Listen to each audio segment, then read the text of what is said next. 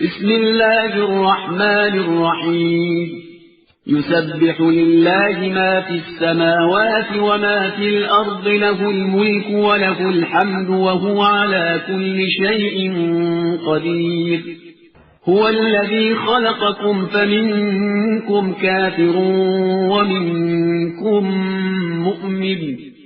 والله بما تعملون بصير خلق السماوات والأرض بالحق وصوركم فأحسن صوركم وإليه المصير يعلم ما في السماوات والأرض ويعلم ما تسرون وما تعلنون والله عليم بذات الصدور ألم يأتكم نبأ الذين كفروا من قبل فذاقوا وبال أمرهم ولهم عذاب أليم ذلك بأنه كانت تأتيهم رسلهم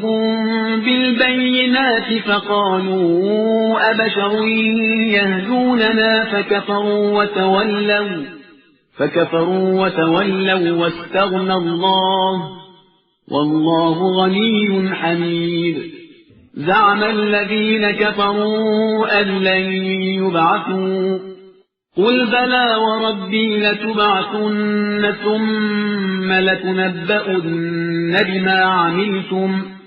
وذلك على الله يسير فآمنوا بالله ورسوله والنور الذي أنزلنا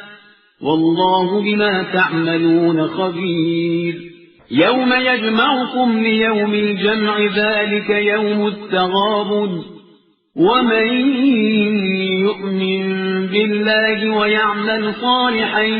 يكفر عنه سيئاته ويدخله جنات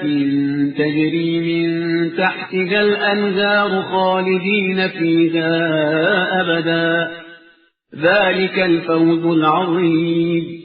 والذين كفروا وكذبوا بآياتنا أولئك أصحاب النار خالدين فيها وبئس المصير ما أصاب من مصيبة إلا بإذن الله ومن يؤمن بالله يهد قلبه والله بكل شيء عليم وأطيعوا الله وأطيعوا الرسول فإن توليتم فإنما على رسولنا البلاغ المبين الله لا إله إلا هو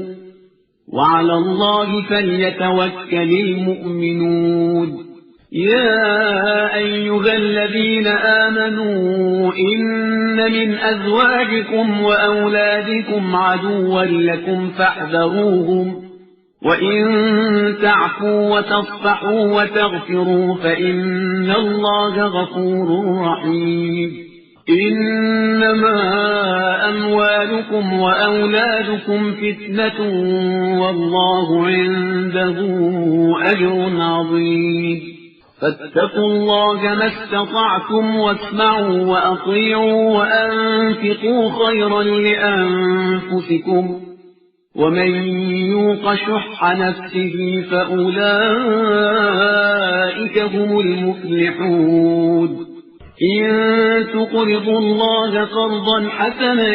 يضاعفه لكم ويغفر لكم والله شكور حليم عالم الغيب والشهادة العزيز الحكيم